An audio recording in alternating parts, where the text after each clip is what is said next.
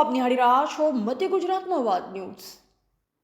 ભરૂચ જિલ્લાના આમોદથી આશરે 5 કિલોમીટર દૂર આવેલ નાળિયેર અને આસનેરા વચ્ચે બાઇક અને છોટા હાથી ટેમ્પા વચ્ચે અકસ્માત થતા બેના મોત।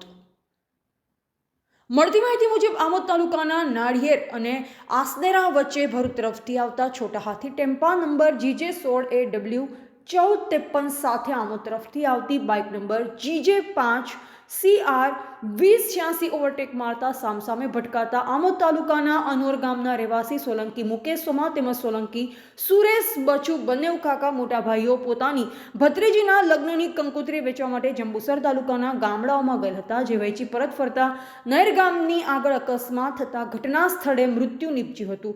અકસ્માતની વાત વાયુવેગે પ્રસરતા આમોદ PSI સહિતનો પોલીસ સ્ટાફ તાત્કાલિક ઘટના સ્થળે પહોંચી મૃત્યુ પામનારને આમોદ સામૂહિક આરોગ્ય કેન્દ્ર ખાતે મોકલી આપેલ હતા, જ્યારે ટેમ્પા ચાલક ઘટના સ્થળેથી ટેમ્પો મૂકી ભાગી જતા પોલીસ દ્વારા તેની શોધખોળના ચક્રો ગતિમાન કરેલ છે। રિપોર્ટર સફીક બાપુ, આમોદ।